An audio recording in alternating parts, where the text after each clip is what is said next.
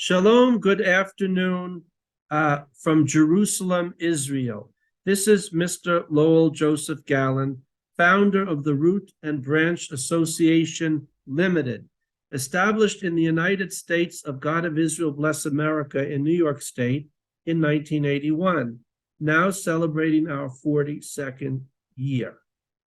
Today is Tuesday, April 17, 2023 in the Gregorian calendar, and it is the 26th day of the first Israelite Hebrew month of Nisan in the Hebrew Israelite calendar, year 5783.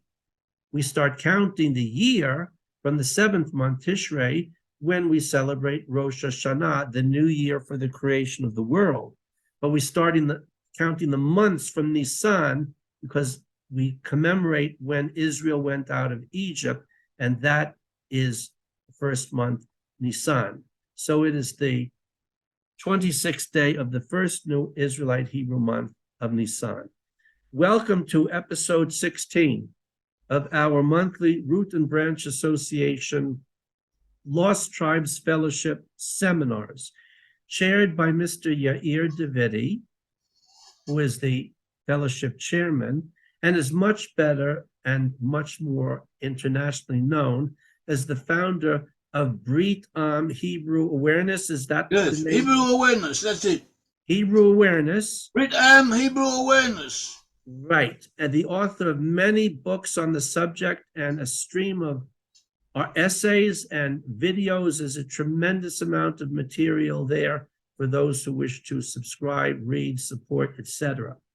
Now, with by the liege of our Lord, Mr. Davidiy, we're going to play as a musical introduction, as an opening, a very well-known English song, I Vow to Thee, My Country. The music is by Gustav Holst, and the words are by Sir Cecil Spring Rice. I always get it mixed up. Just a second, let me check here. The words are by Sir Cecil Spring Rice. My brain is still working. That's nice, because very soon I'll be 67 years young. Okay, let's get ready to go with that. And then we will hand the mic over to our chair for the beginning of our program. And then we will also welcome our guests from abroad. Okay, share screen, share sound, share. Wait a minute. I vow to thee, my country. Close this. Open that. This. Go ahead. Our second hymn is a patriotic anthem sung to the music of Gustav Holst.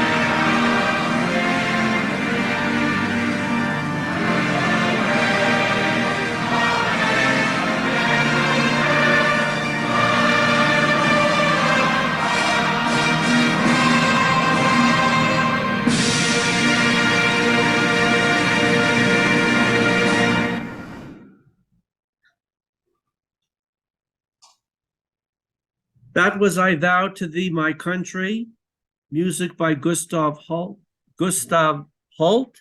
and the words by Sir Cecil Spring Rice.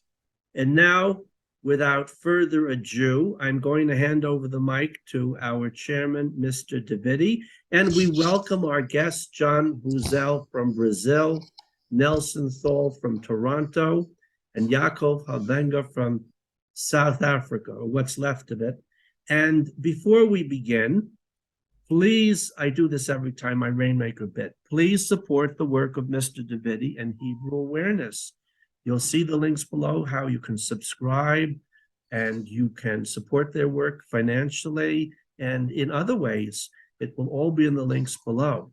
And please support yours truly's work to build our Hebrew Bible-based Fifth Israelite Monarchy broadcasting network from Jerusalem, Israel, to honor the God-land Torah and people of Israel and all humanity.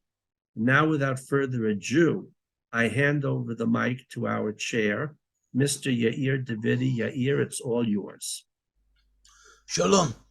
We, Brit-Am Hebrew Awareness, our organization, we understand that the lost 10 tribes of Israel are to be found amongst Western peoples, and that the English-speaking peoples especially represent the tribes of Joseph. Now, there may be descendants of the lost 10 tribes of Israel in other areas, but in those regions that we spoke of, that is where they are concentrated, and that is where they give expression to their Hebraic destiny, to what they had to do according to the Bible, according to the word of the Almighty. And the President is going to give a short talk on some of the blessings, how the blessings in the prophecy is proof. Help prove this. We have other proofs. We have proofs from history, proofs from linguistics,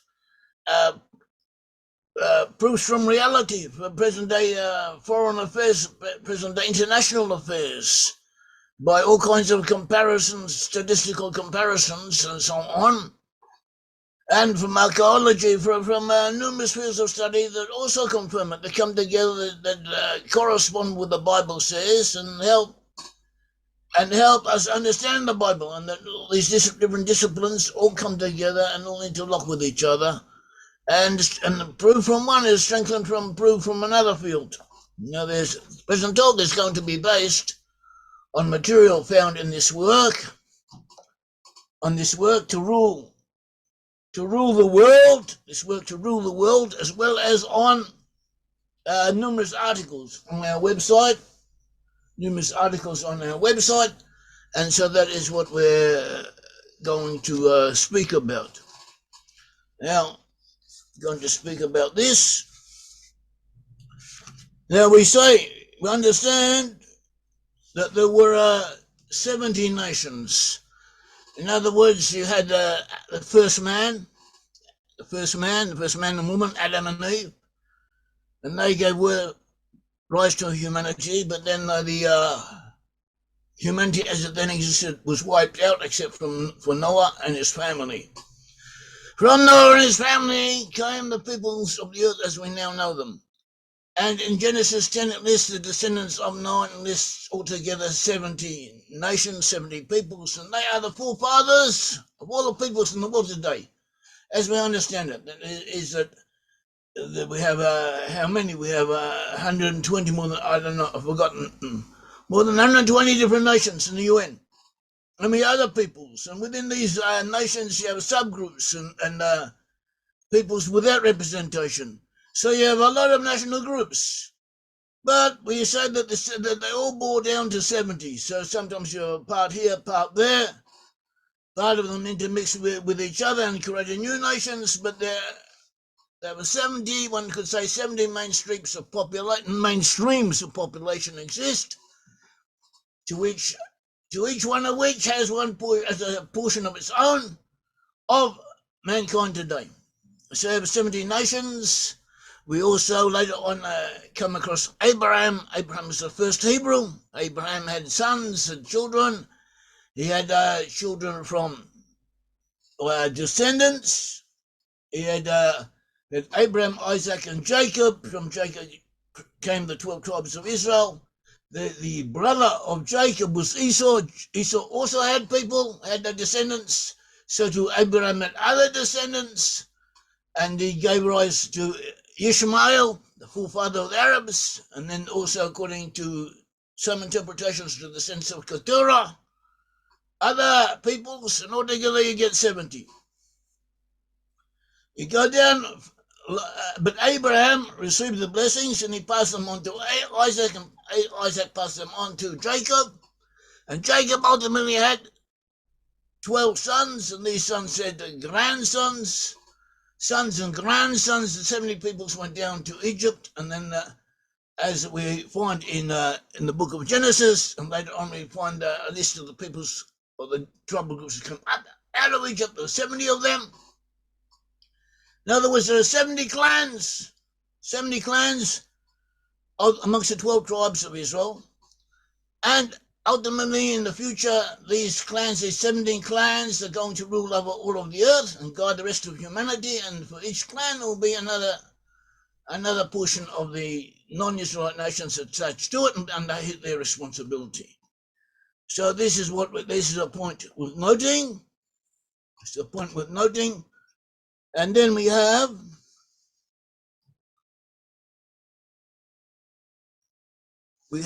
prophecies concerning the descendants of Abraham. And we know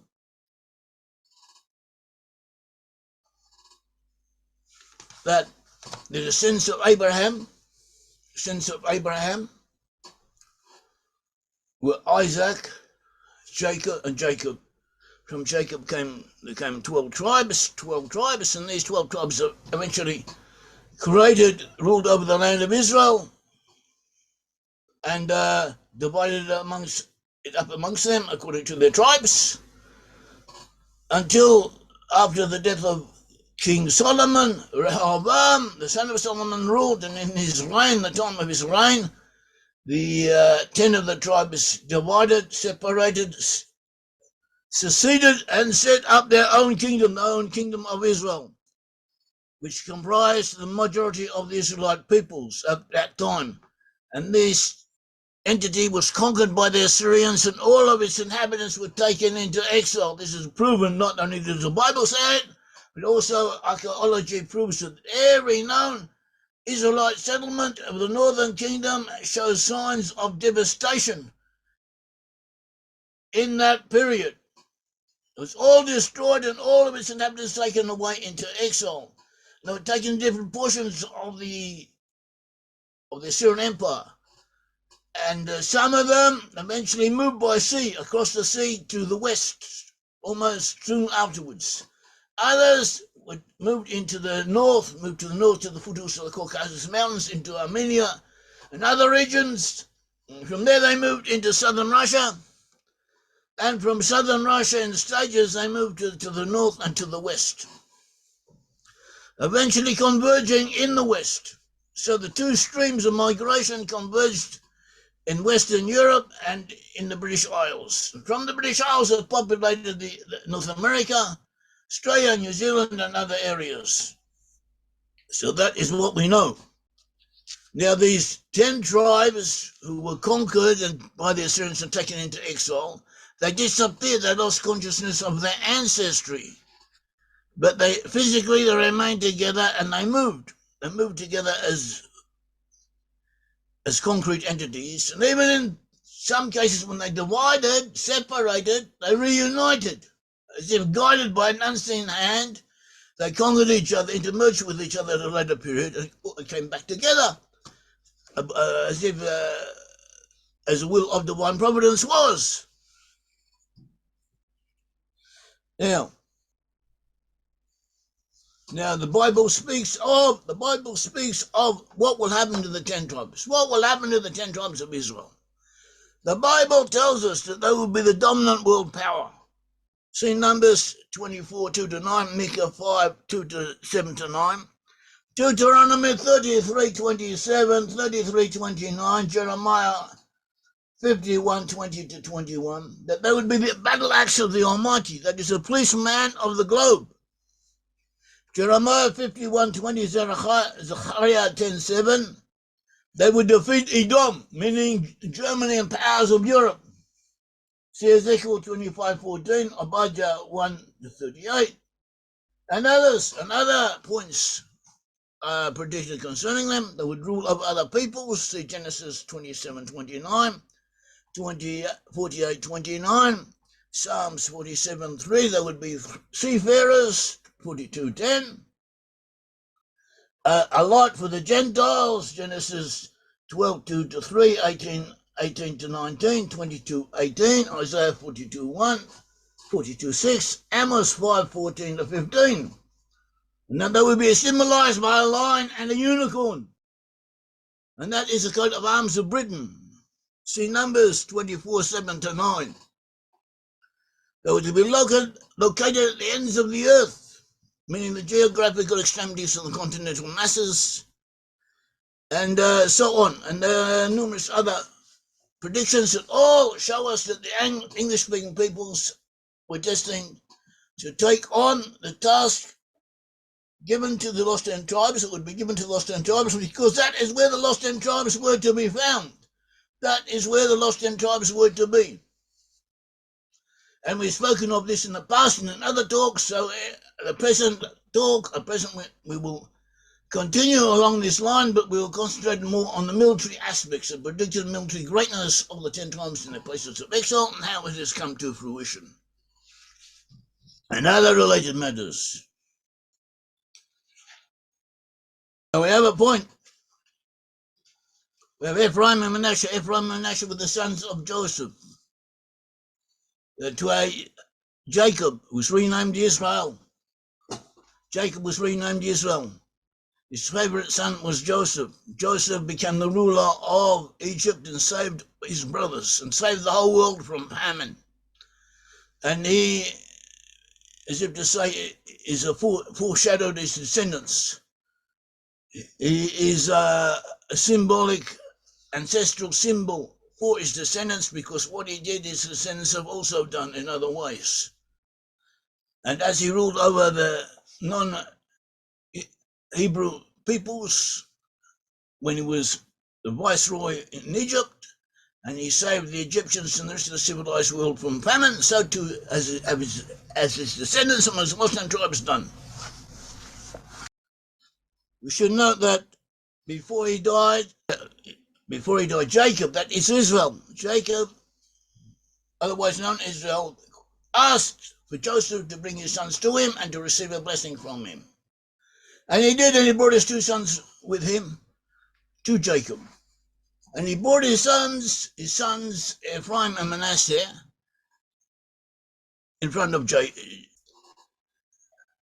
And he expected his father, Jacob, to bless him. But Jacob crossed his hands and put his right hand on the head of Ephraim and his left hand on the head of Manasseh. And he said,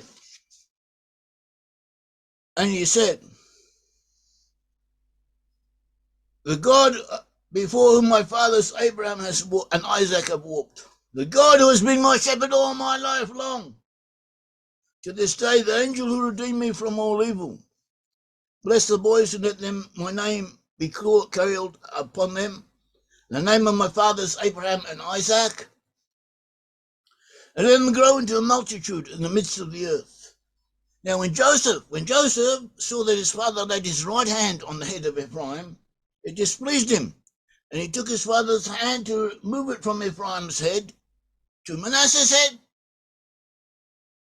And Joseph said to his father, not this one, my father, and since this one is the firstborn, put your right hand on his head. He wanted to take the hand of Jacob, who's on the head of Ephraim, and move it over to the head of Manasseh. But his father wouldn't let him. His father refused and said, I know my son, I know he also shall become a people, and he also shall be great. Nevertheless, his younger brother shall be greater than he, and his offspring shall become a multitude of nations. So he blessed him that day, saying, by you Israel shall pronounce the blessing, saying, God make you as Ephraim and as Manasseh. Then he put Ephraim before Manasseh.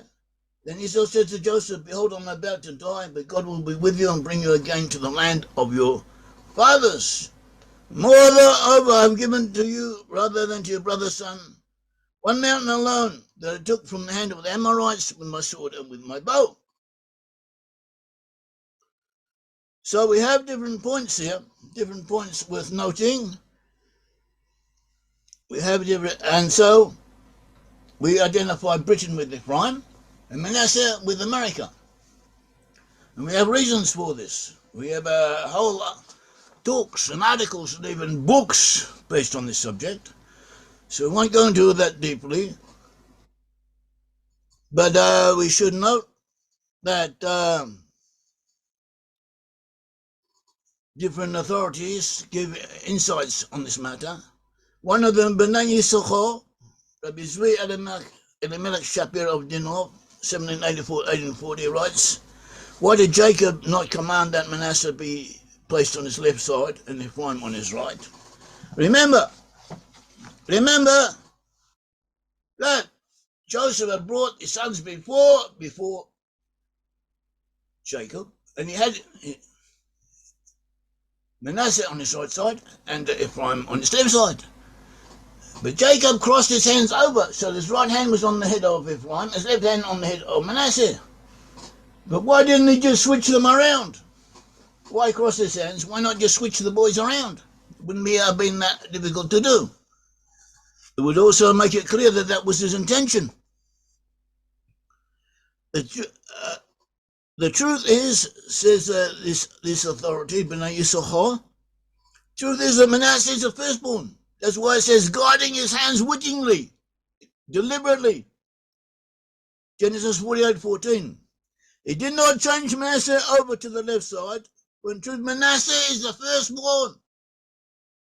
And the most important, but he put Ephraim before Manasseh concerning the chronological precedence, because that is what he says.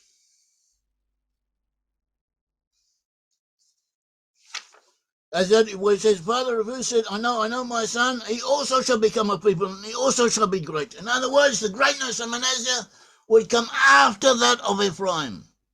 Even though Manasseh was the firstborn, chronologically he would be greater first of all. So this shows us why we identify, one of the reasons we identify Britain with Ephraim, Manasseh with the USA, because the USA, in a sense, came out of Britain, came out of the British people, was founded primarily by people who lived in the British Isles at that time. It received much of its culture, its ideology, and its values from Britain. But it came later. And so it represents Manasseh on that point. Official Ma'ail, who lives in Baltimore, USA, he says the order of placing the sons was important both in regard to their positioning concerning Joseph and that concerning Jacob. Ephraim is the one who fulfills his place, that it's a place of Joseph. Ephraim is a continuation of Joseph. Therefore, Joseph set Ephraim on his right side to show that Ephraim is the main principle of his might and the continuer of his power. Joseph brought his sons to his father. Jacob crossed his hands. But nevertheless, Joseph, from his point of view, had put Ephraim on his right-hand side, which is considered the most important. Because Joseph too realized that Ephraim was his continuation. It's an important point. Jacob, however, guided his hands wittingly to indicate that the greatness of Manasseh would not be revealed so soon. Jacob agreed only that Manasseh remained at his right-hand side, for he is destined to complete the quality of Jacob himself in the building of the third temple. That is, Manasseh will help rebuild the third temple. We find several sources of that. Manasseh, sometime in the future, will help rebuild the temple. And he has an importance of its own for this and for other reasons. And we find Manasseh in the USA. Now we have a point that we came across just now, or that come across in the past, we hadn't realized it's important, that Deuteronomy chapter 37, it's Deuteronomy chapter 33:17, it speaks of the blessing that Moses gave to Ephraim and Manasseh. And in Hebrew it says, his glory is like the things of his bullock, and his horns are like the horns of unicorns. With them he shall push the people together to the ends of the earth, and they are the 10,000s of Ephraim, and they are the thousands of Manasseh. Deuteronomy 33:17. And actually his words, 10,000s, can mean much more, millions, as we have shown elsewhere, and as we are quoting other authorities, bigger authorities, rabbinical authorities that mention this, without connection, without any connection to whether the lost tribes are in the West or not, but is pertinent to them. Now, looking at the Hebrew 33:17 of Deuteronomy, 33:17 Deuteronomy, this is an important point. It's worth your trouble of waiting a little bit. That's the way it goes. Where we quoted, they are the 10,000s of Ephraim, and they are the 10,000s of Manasseh. In Hebrew, Haim Rivavot Ephraim, Haim Alpha Manasseh, how it is constructed, how it is written, it can be read to say they are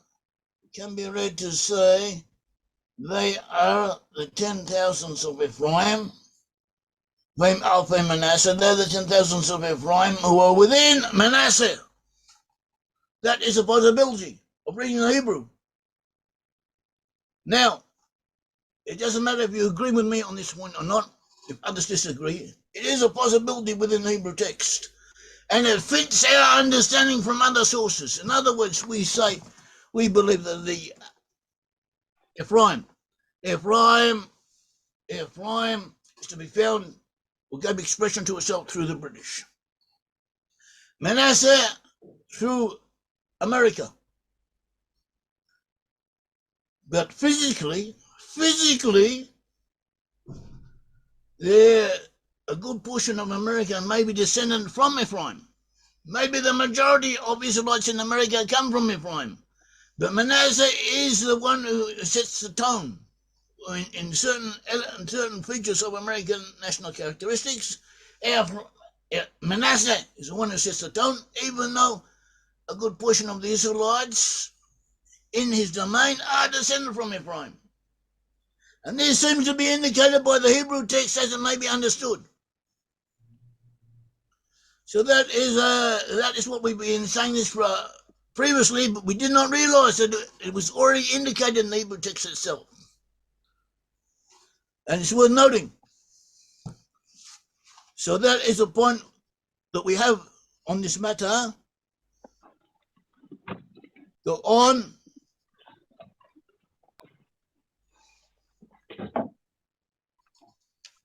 Seeing what else we know.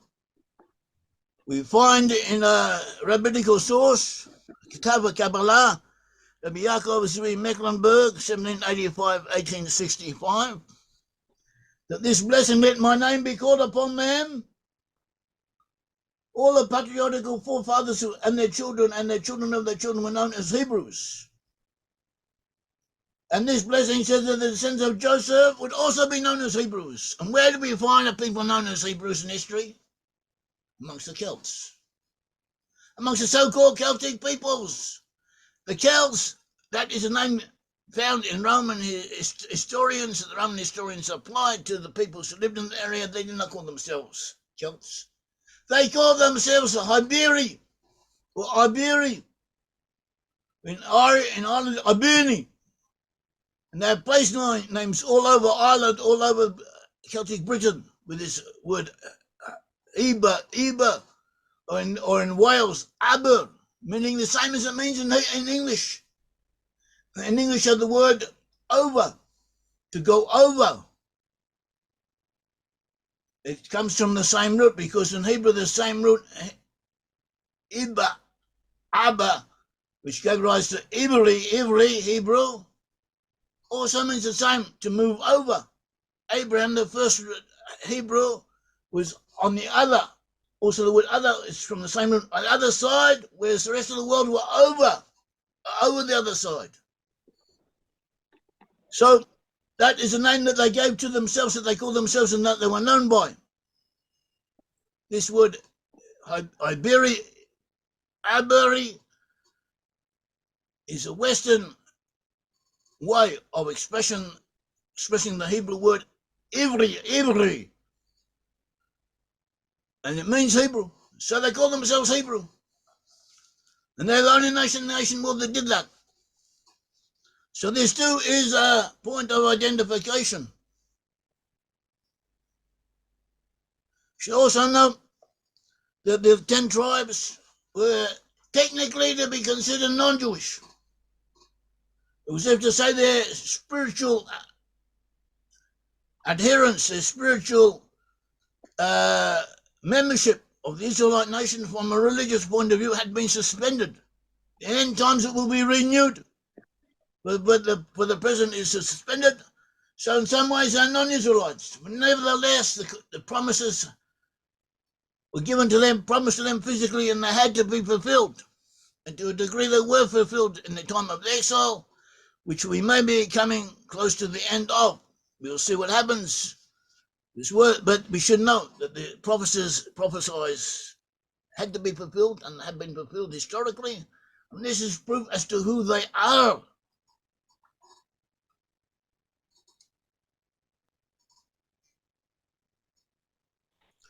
You should also note that it says concerning Joseph that his seed will be full of the Gentiles. That is, according to the translation, he will rule over other peoples. And that is what Joseph has done. That is an attribute of Joseph. This expression, Joseph rules over other peoples. The rest of the world cannot do without Joseph. This is the fullness of the nations. As it says, fullness of the nations, and his seed shall be full of the nations, give the nations their completeness, what gives them, makes them what they are. And Joseph has a task to fulfill. He has a task to fulfill. He has a task. The exile and the loss of identity was for a reason, a divine purpose for this. And in their place of exile, the seed of Joseph has a task to fulfill, and this task needs to be fulfilled. We need to fulfill it, and there's an injunction in Amos 6:15. Hate the evil and love the good, and establish judgment in the gate. It may be the Lord God of his hosts will be gracious unto the remnant of Joseph. In other words, hate the evil and love the good, and establish judgment in the gate. This is an injunction to the seed of Joseph, the remnant of Joseph. It had been prophesied that the Israelites would possess the gates of their enemies, that is, international strategic passes. See Genesis 22:17, 24:60. And this blessing devolved to the 10 tribes, especially to Joseph.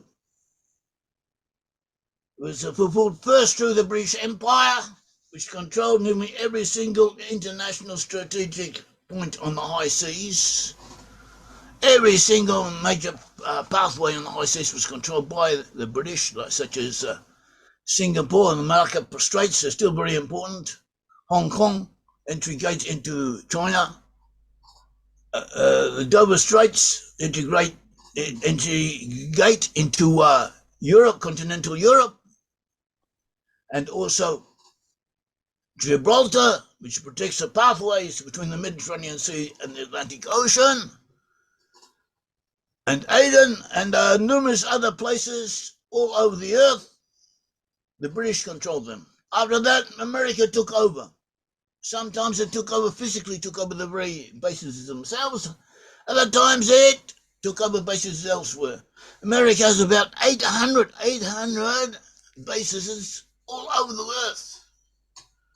Even as the gates of his enemies, even places that are antagonistic to the USA.